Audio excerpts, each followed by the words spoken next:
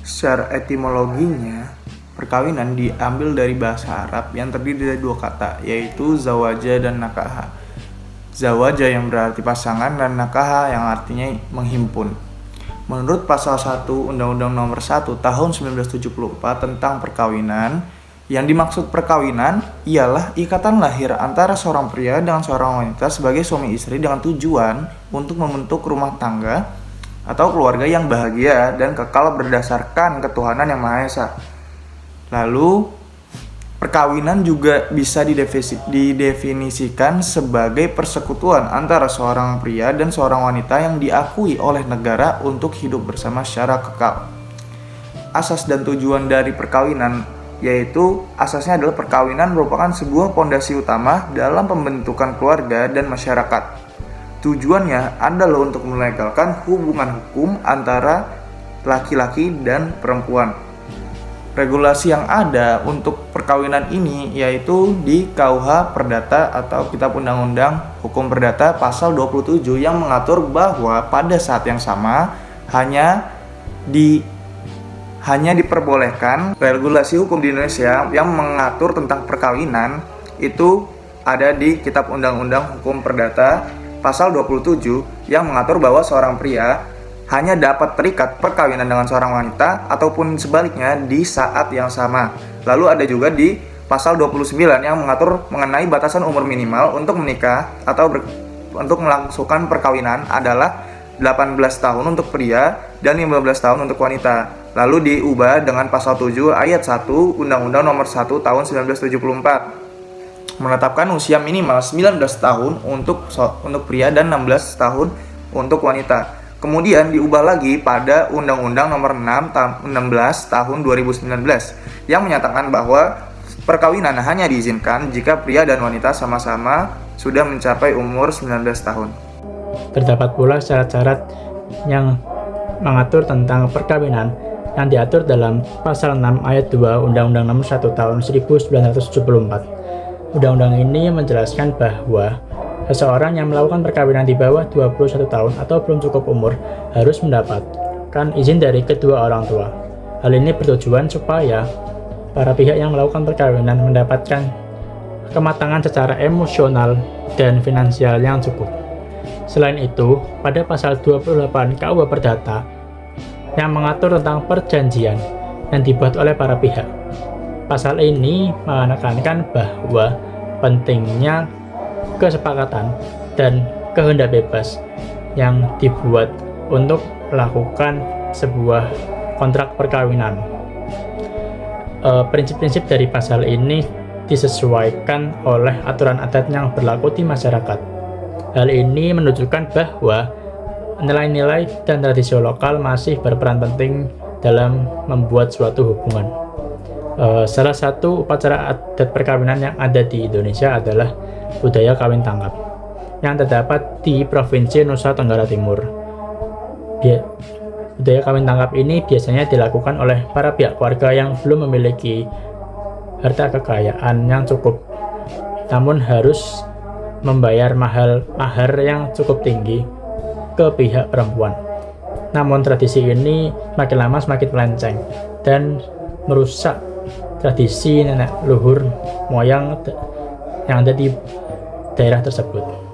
Oke, selanjutnya saya akan menjelaskan mengenai perkawinan di dalam Burgerlijk Wetboek atau BW yang juga sering disebut sebagai Kitab Undang-Undang Hukum Perdata, yang dimana pasal-pasal mengenai perkawinan diatur dalam buku ke-1 yang berjudul Pilihan Orang atau Van Person yang memuat hukum perorangan dan juga hukum kekeluargaan.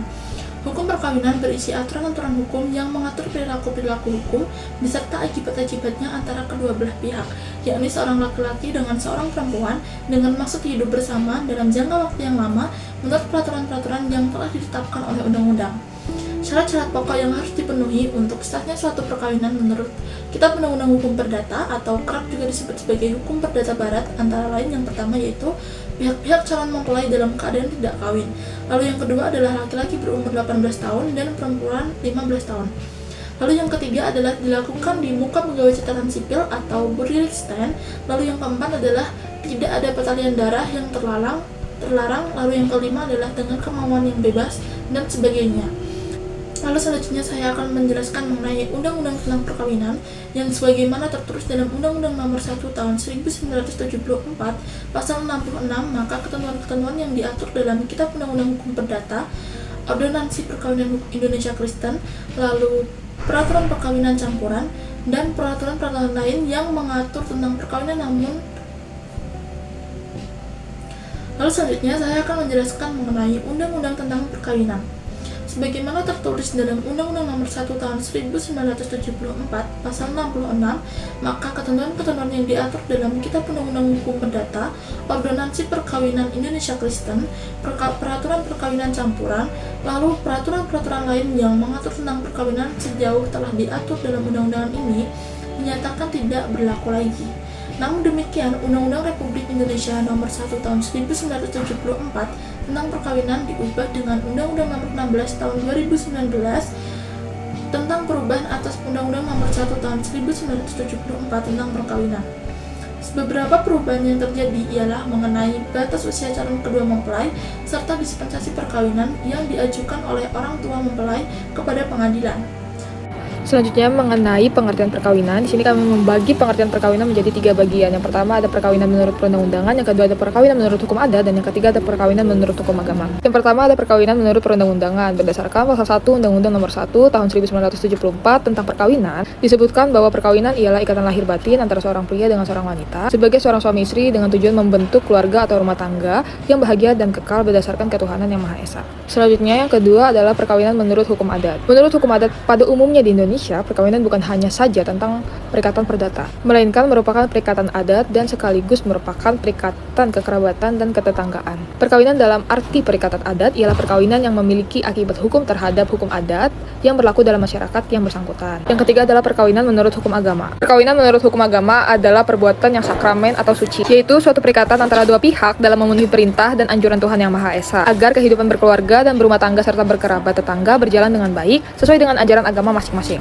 Selanjutnya mengenai dasar perkawinan. Yang pertama yaitu syarat perkawinan menurut Undang-Undang Nomor 1 Tahun 1974 tentang perkawinan sebagaimana disebutkan dalam pasal 6 sampai dengan pasal 12, yaitu adanya persetujuan kedua calon mempelai, adanya izin kedua orang tua, usia calon mempelai pria sudah mencapai 19 tahun dan wanita mencapai 16 tahun. Antara calon mempelai pria dan wanita tidak ada hubungan darah, tidak ada dalam ikatan perkawinan, tidak ada melarang ketiga kalinya untuk menikah, dan tidak dalam masa iddah bagi calon mempelai wanita. Selanjutnya mengenai asas atau prinsip perkawinan terdapat dalam pasal 1 Undang-Undang Nomor 1 Tahun 1974 tentang perkawinan. Perkawinan bertujuan untuk membentuk keluarga atau rumah tangga yang bahagia kekal, karena itu perkawinan harus merupakan ikatan lahir batin dan tidak hanya ikatan lahir atau batin. Ikatan itu antara seorang pria dan wanita. Sehingga hukum di Indonesia menganut asas monogami, yang artinya asas ini bersifat terbuka. Seorang suami dapat mempunyai lebih dari seorang istri apabila dikehendaki dan sesuai hukum agamanya serta memenuhi persyaratan tertentu. Perkawinan harus sesuai dengan hukum agamanya dari masing-masing calon suami istri. Selanjutnya, mengharuskan calon suami istri telah matang jiwa dan raganya untuk dapat melangsungkan perkawinan agar dapat mewujudkan rumah tangga yang bahagia dan kekal dan tidak berakhir dengan perceraian. Perceraian adalah suatu hal yang harus dihindari. Dan terakhir, prinsip bahwa hak dan kedudukan istri seimbang dengan hak dan kedudukan suami dalam kehidupan rumah tangga ataupun dalam pergaulan masyarakat. Selanjutnya, saya akan menjelaskan mengenai subbab 3.1, yaitu praktik kawin tangkap atau piti rambang suku Sumba di Nusa Tenggara Timur yang mencederai tradisi luhur nenek moyang suku Sumba.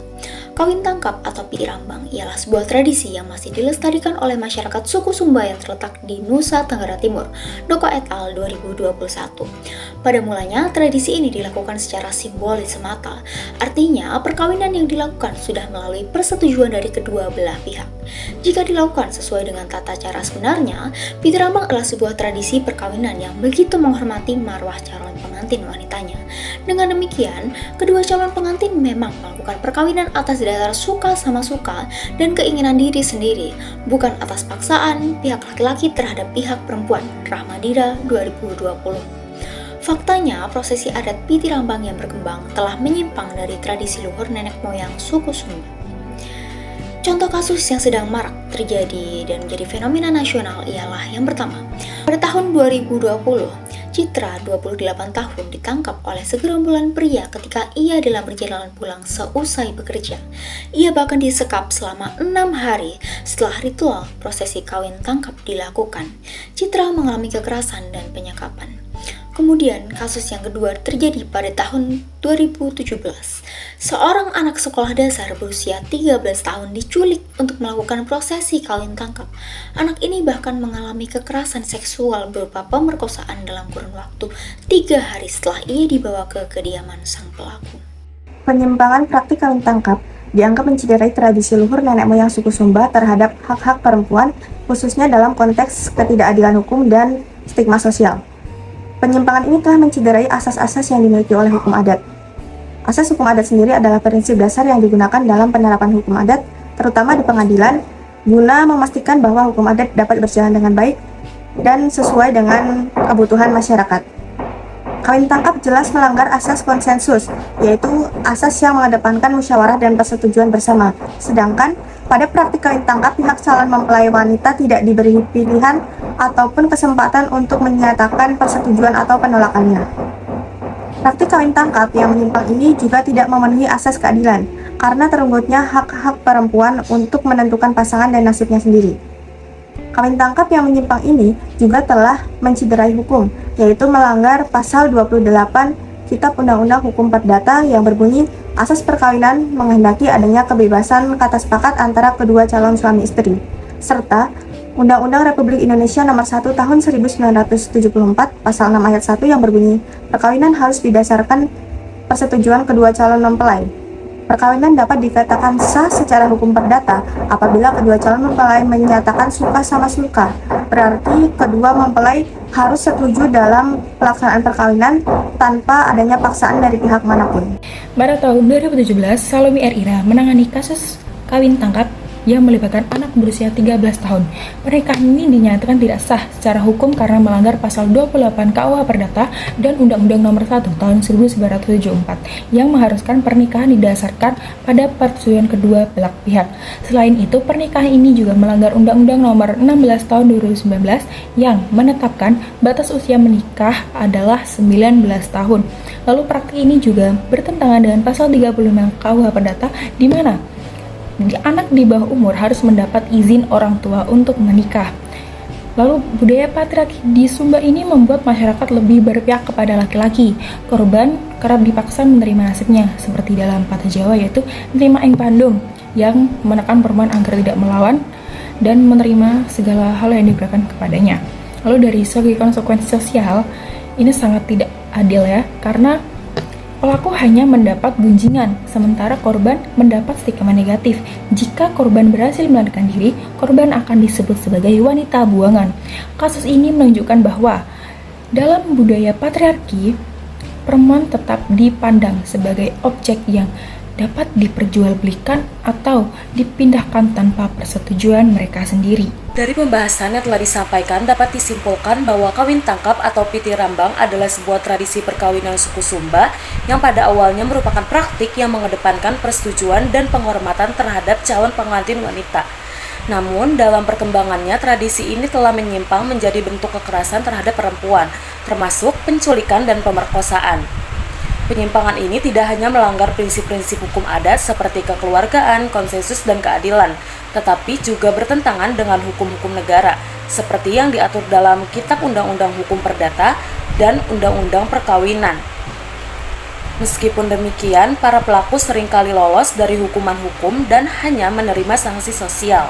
Sementara korban justru dihukum secara sosial dengan stigma negatif. Yang pertama, masyarakat perlu memahami lebih dalam mengenai ketentuan hukum perdata terkait perkawinan serta akibat hukum yang timbul.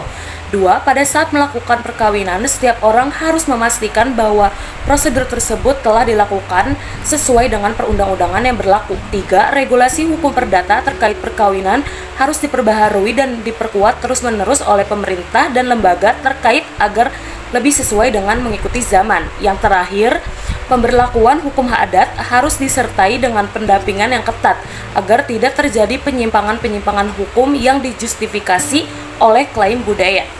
Sekian, terima kasih.